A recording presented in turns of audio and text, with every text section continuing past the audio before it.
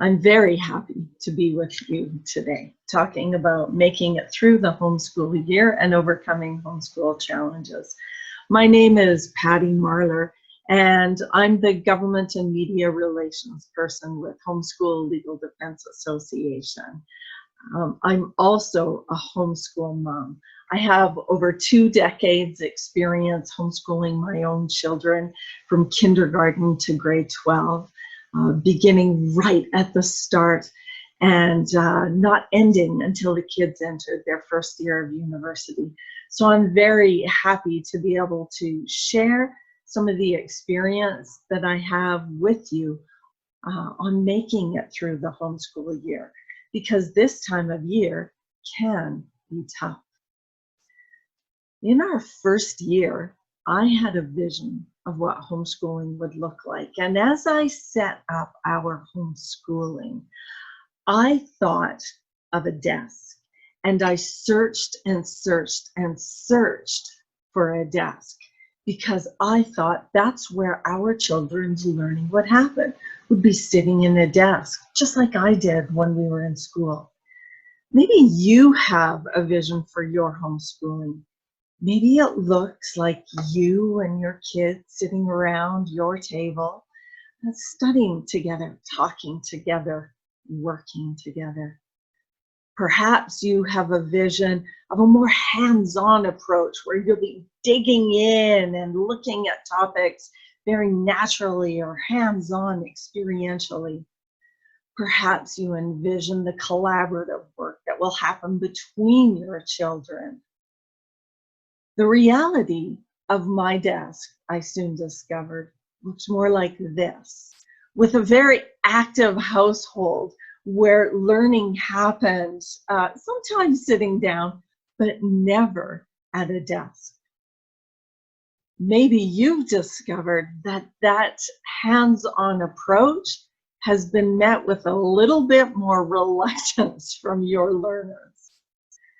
Perhaps you've discovered that relational learning between your children looks a bit more like isolation.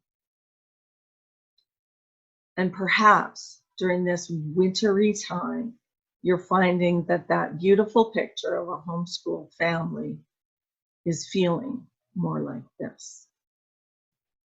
Well, homeschool really is not what we thought it was going to be necessarily.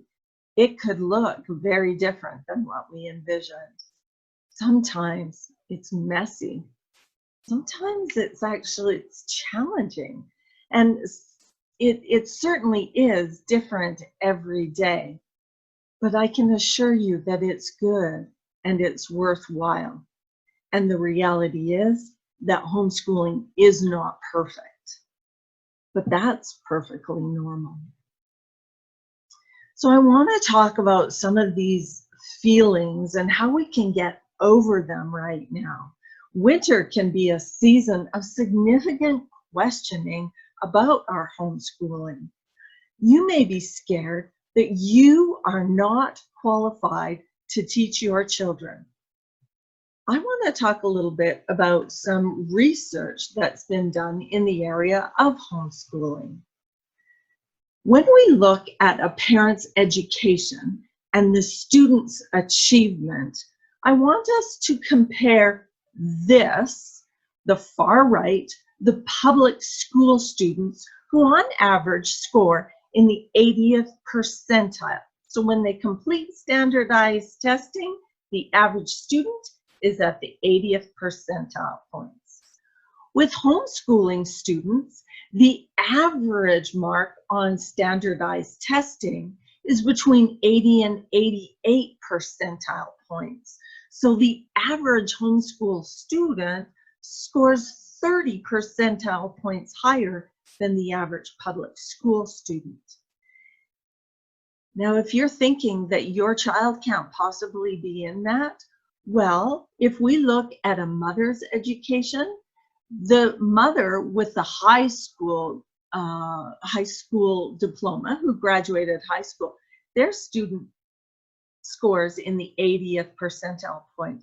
If you have less than a high school diploma, on average, those students are still, they're still scoring in the 83rd percentile. That's actually 3 percentile points higher than parents with a high school graduation. And this has been discussed quite a bit. And I think that it's related to the investment that parents have in their learners' learning. Schools will tell parents that the best indicator of a student's success is parental involvement.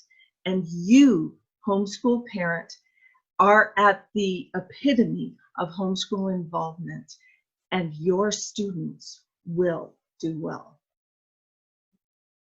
Maybe at this time of year, you're scared that homeschooling won't set your child up for success as an adult. Let's look at some more research. The Canadian Centre for Home Education has researched, one of their pieces of research is called 15 Years Later, and it looks like the highest level of education achieved by homeschool students who were studied in a longitudinal study. There were very few students who had less than a high school education. There were less students than the average high school who only had a high school education. There were many students who had some post-secondary education, and higher than average homeschool students as compared to public educated students completed post-secondary studies. So your students are quite likely, if they're so inclined, to move on to post-secondary studies and to graduate from post-secondary studies. The occupations that home educated students are involved in is a vast range, many in trades and sales, art, social services, health, business. There are as much variety in occupation for homeschool students as there are homeschooled students. So yes, you are setting your children up to be able to succeed as adults. But maybe you feel, even though you know this, you're just not sure that you know what you're doing. Well, help is available. Use a good homeschool curriculum. How do you figure out what a good homeschool curriculum is? Well, first of all, you're going to want to compare it to what school kids are doing. Is what you're using comparable in quality as to what kids in schools are doing? If you're not sure about this, there are a number of homeschool providers who can help you answer these questions. They are experts in the field of homeschooling curriculum. Homeschool.today has a list of resources and resource providers whom you can call up and talk to, and they would be happy to talk to you about the resources that you're using and the resources that are available to you. It's also important for you to find support and help in your homeschooling. You can connect with HSLDA, who has a list of support groups and helps families to connect with various supports in their areas. But it's important to connect with a small group, to have a group of people whom you can chat with or get together as a co-op. And your provincial association may be able to help get you connected as well. Support groups will help you with ideas on how to entertain your little ones when they can be so distracting in your homeschooling day. They can help you with scheduling questions. How do you set things up? Things don't seem to be working for me. They can help you to coordinate multiple learners and to give you ideas on how to make it successful teaching multiple learners. And they can also provide you with their suggestions on curriculum, because many of them have been around for quite a while. It also helps you develop in your skills and as your confidence as a homeschooling parent. And finally, homeschool supports are a very important form of connection. It is really important that we can connect with people who are in similar situations with us, that we can connect with people who have expertise in the field that we're in. It is really important for us to do that as homeschooling parents. You can also find support and help by attending workshop conferences such as these, which I'm really happy that you are doing this. So take advantage of all of the workshops, as many of the workshops as you can in this conference and in others. There are many resources that are also available outside of conferences and support groups to help people. Solid information. Homeschool.today has significant resources available for homeschoolers. This is a summary, sort of a montage of their website that shows many of the supports that are available to homeschoolers through their webpage. Virtual workshops, helping you to decide on curriculum, helping you to figure out how to educate your children. They have a great number of frequently asked questions with good answers, and homeschool resources, methods, research, blogs. All of this is available to you on this website, homeschool.today website. There's another good research or resource available, Homeschool Legal Defense Association, which also has a plethora of information, resources, and consultants available to help you and to help new homeschoolers, new and seasoned. I want to go over some of the really interesting things on their website that are available to homeschoolers. A digital library. Now, I don't know about you, but when I started homeschooling, I really did not know how to evaluate a good book from a not so good book. So I would walk into the library and be overwhelmed by the options that were available to me and that were available to our children.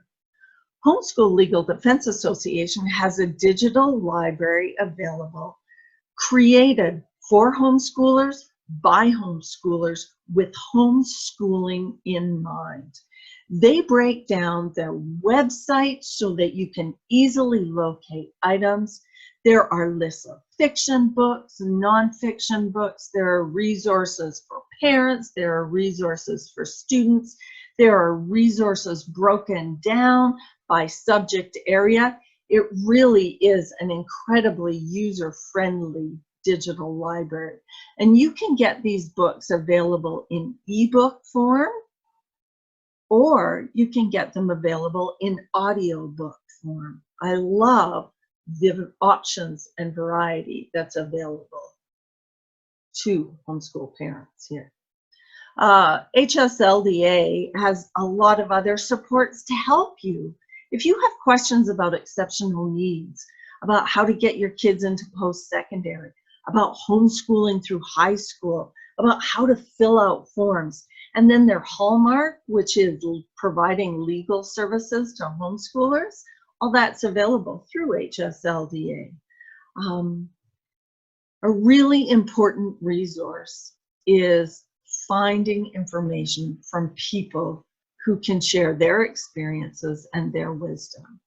The HSLDA blog contains a number of blogs that you can read. So for example, staying sane with your homeschooling. So hang in there, homeschool mom. You are not alone. And again, that's another one of their blog posts that you can read. What about your kids fighting all the time? I know that was a reality in our home sometimes.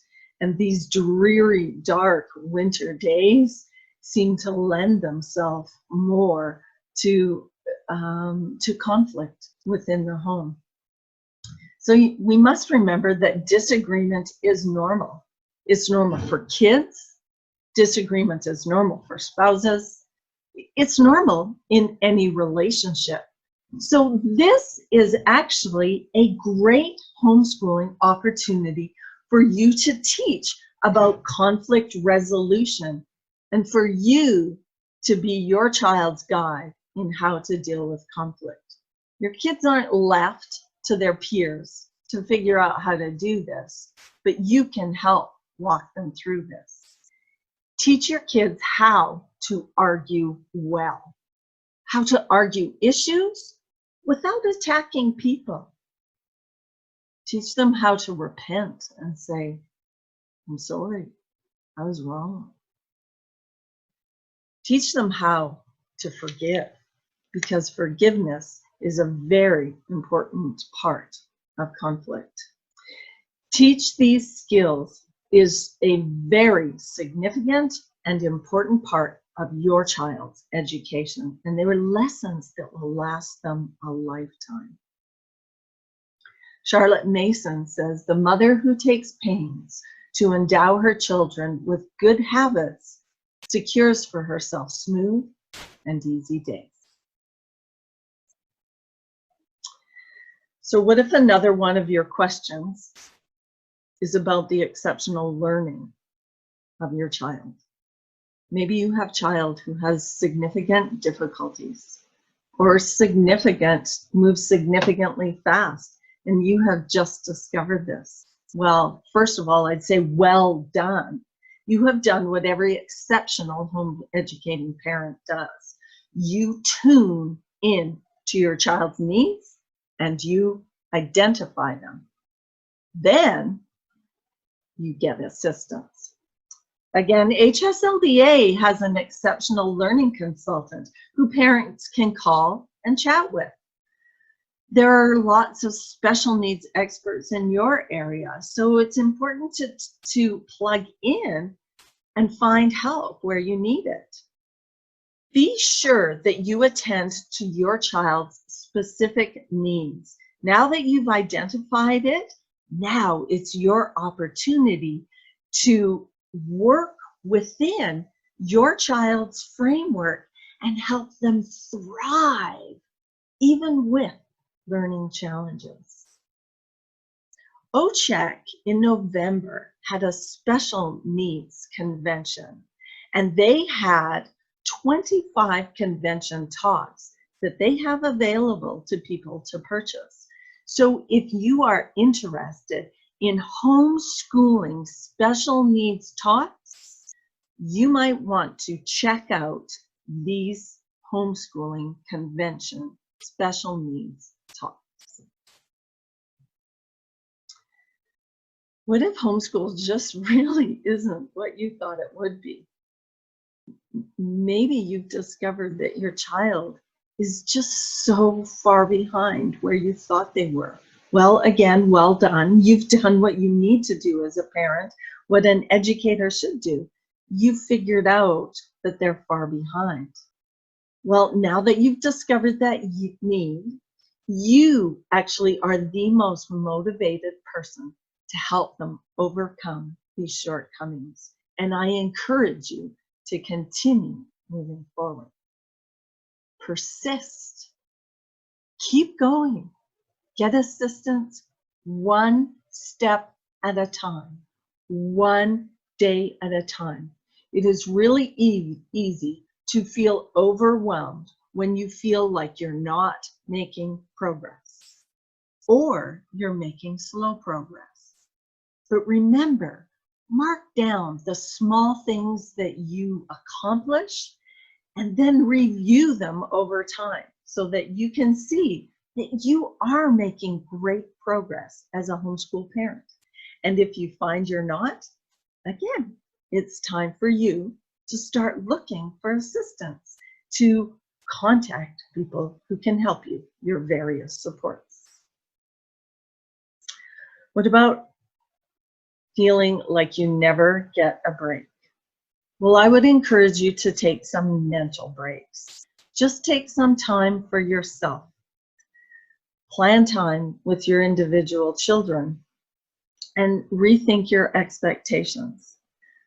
I once talked to an experienced homeschool parent about this when I was new to homeschooling, and I said, I don't get a lot of time to myself. And they said, no, you don't. And that's the reality of homeschooling. But we can capitalize on times that we just have snippets, or times when we focus on a certain child. And when we change our expectations, our perspective on things change. After that conversation that I had, I never expected an abundance of personal time for myself, and it completely changed my outlook with my homeschooling. And I was so very thankful for that conversation, even though it really wasn't one that I desired to have. And sometimes homeschooling is hard. Homeschooling is hard work, but that doesn't mean it's not worth it. Many things that are valuable and worthwhile require hard work. But I want you to consider that this year is actually exceptionally difficult. Homeschooling doesn't always look like this. This is a time when many of the challenges that you are facing are actually COVID challenges, and they're not homeschooling challenges. And that many of these challenges would be here even if your kids were in school. And families who have children who are in school are facing many significant challenges as well. Some of them are different, but they too are experiencing many different challenges. Please consider that homeschooling looks very different in non-COVID times. Homeschooling isn't typically this hard. Homeschooling, COVID homeschooling, looks very different than everyday homeschooling. This on your left is everyday homeschooling. This on the right is COVID homeschooling.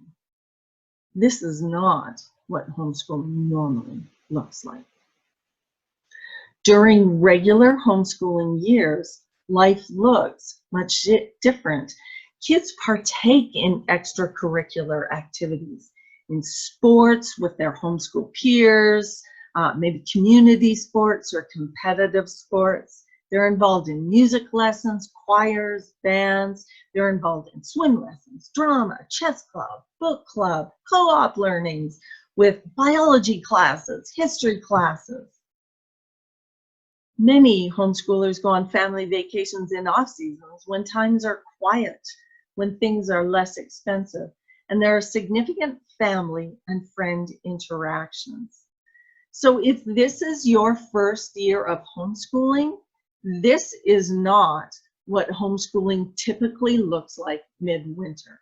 In fact, I can tell you that I would have days, I would actually have one day typically every homeschooling year when my brain shut down and I just completely forgot about all of the extracurriculars that my children were supposed to do. And my husband would come home and wonder why we were home. And my brain just shut down because it needed a break from the extracurriculars.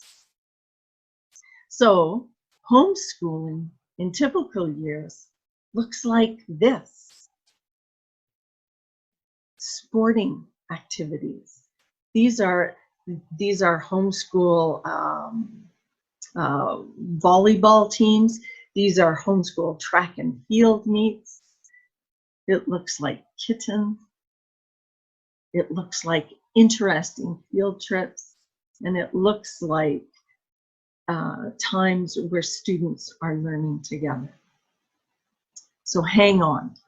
Hang on. If this is your first year homeschooling, don't paint this picture of what homeschooling is.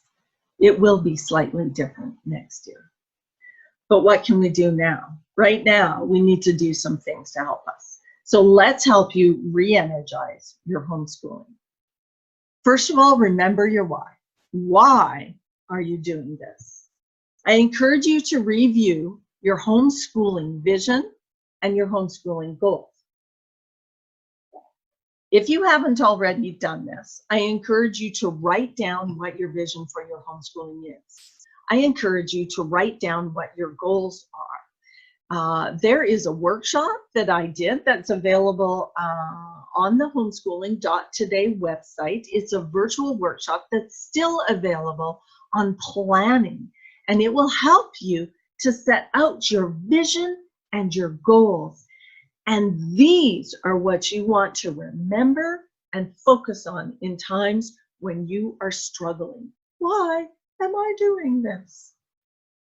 Review the program plans that you created to remind yourselves of ideas you had and things that you planned so carefully at the beginning of the year. There were many times midwinter when I would pull out my program plan and look and discover many of the activities or things I wanted to study with my kids that I had forgotten about. And I would pull those out and they would rejuvenate our winter. They would revive our interest in learning at a time just when we needed it. And I encourage you to continue to remember the big picture. Remember your goals for your kids. Remember why you're doing this. If you're needing help, lean on those who can offer good advice. Build a network of experienced homeschoolers who you can call upon. Call them, talk to them, Zoom them, meet for coffee. There are a variety of restrictions going on throughout this country, but there are always options for connections available to you. Ask those with experience for to share their expertise and to help you and provide some guidance. And then I encourage you to decide on things and move forward. You are the parent of these children, and these are your decisions. So when others are perhaps non-helpful, non-experienced, non-expert homeschool advisors are providing you with suggestions like, just put your kids back in school. Remember, you're the parent, and these are your decisions to make for your children. And finally, pray. If God has led you to this, then He will see you through this, and rely on Him to lead you. Some of the things we can do right now are potentially trying a new approach to our learning. Learning doesn't only happen through workbooks. You could try some ideas such as cooking to learn while learning to cook. Again, this was a very interesting blog post that provides so many good ideas on how to approach learning through cooking. What a fun way to learn. Another thing that you can do is explore different methods of teaching. If you are finding that you are not getting through to your children with the approach that you're taking, then it may be time for you to look at some different approaches. Maybe you want to try a Charlotte Mason technique or a classical approach, independent learning, or maybe it's time to mix things up and try more of an eclectic approach. There are a number of different approaches, methods of teaching that are at your fingertips that you can use. Take a look at them on the homeschool.today website and see if there may be something, a different way that you can approach things that will help your children. Maybe add some flair. Try something new. Try a new project. Get your kids involved in a new hobby or craft. Maybe learn something new, a new language perhaps. You can try Duolingo or some Duolingo, or some other language apps or programs. And go on virtual field trips. We used to go to amazing places through Google, through their Street View, and we used to explore so many interesting places. Perhaps you want to choose a country and explore it. Or maybe you want to travel across Canada virtually via Google Maps or via different apps or programs that are out there. Maybe explore some museums or different zoos, different places of interest virtually. There's so much available at our fingertips virtually. You may want to let go of some of the bookwork and make your routine activities your educational opportunities at this point. So you may want to spend a lot of time right now putting the workbooks away and just reading. Read some novels together. Listen to some educational books on tape together. There's excellent learning that happens in these, but it's not done in traditional methods. Listen to specific composers or music genres. You can rent a great variety of music and listen to it. You could watch documentaries or movies that are related to your areas of studies. And these could be the change that your homeschooling needs right now. A bit more relaxed, but still significant learning is happening. Don't ever underestimate the value of exercise, of outdoor play, of fresh air. So add some regular exercise and fresh air to your schedule. Maybe incorporate into your outdoor activities some phys ed activities like walking, tobogganing, skiing, shoe snowing, shoveling. Have your kids shovel. It is really important, even in the depths of winter, to get outside. Some of my children's most memorable outdoor days were when it was -35. Normally, I had to kick my kids outside in the winter and set a timer before they could come in. But on some of these days when it was so cold, they stayed out so long because there was a project they discovered or they just really needed to be outside. Don't underestimate the value of that. So God grant me the serenity to accept the curriculum we did not use, the courage to homeschool again tomorrow, and the wisdom to know when to put it all down and just go outside and play. Amen. Treat regular times as significant times as well. Meals have throughout the times been a very important time of communing, of sharing thoughts, of sharing ideas, of sharing plans and hopes and desires. So make your meal times real meal times where you sit together and be together. Cook together.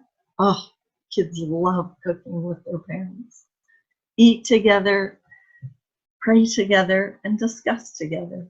Make those meals really special.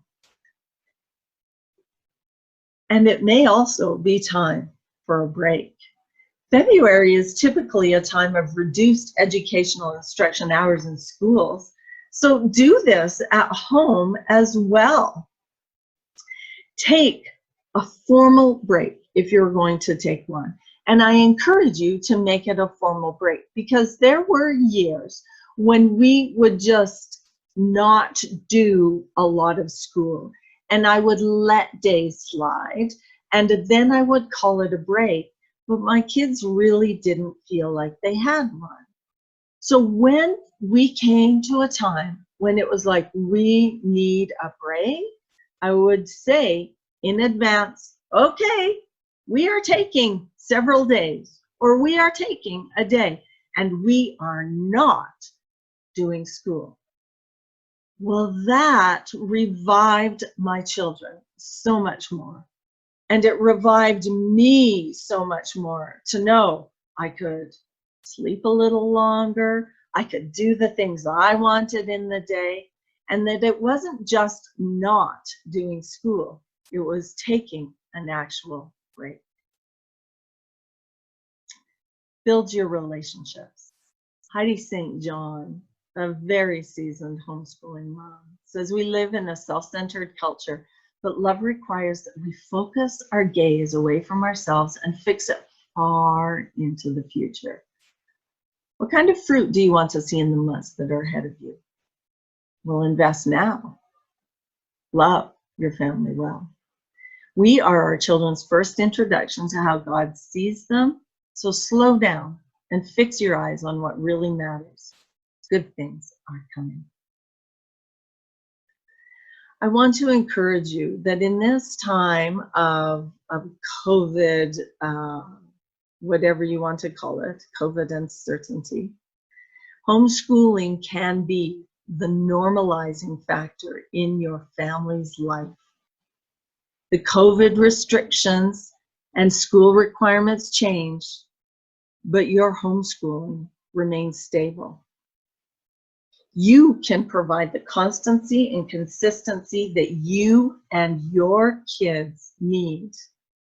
In the spring of 2020, when COVID hit and rocked the world, I spoke with many of my homeschooling friends, and many of us shared how our days were just normal homeschooling days, just without all of the extracurricular. So the rock in the world didn't rock us quite the way it did everyone else. Homeschooling can be a real normalizing factor. A huge part of homeschooling is doing family together. So do family together. There is lots of support available to you in your homeschooling. HSLDA is here supporting homeschool families. So if you would like to get in touch with us, need support for your homeschooling, here's a list of ways that you can get in touch with us. I encourage you in your homeschooling. I encourage you to continue in what you're doing, because what you are doing right now is so valuable. It's so important, and it truly is so significant. There are no other people in this world that you will be able to have the kind of impact on, the kind of impression you can place on than your children.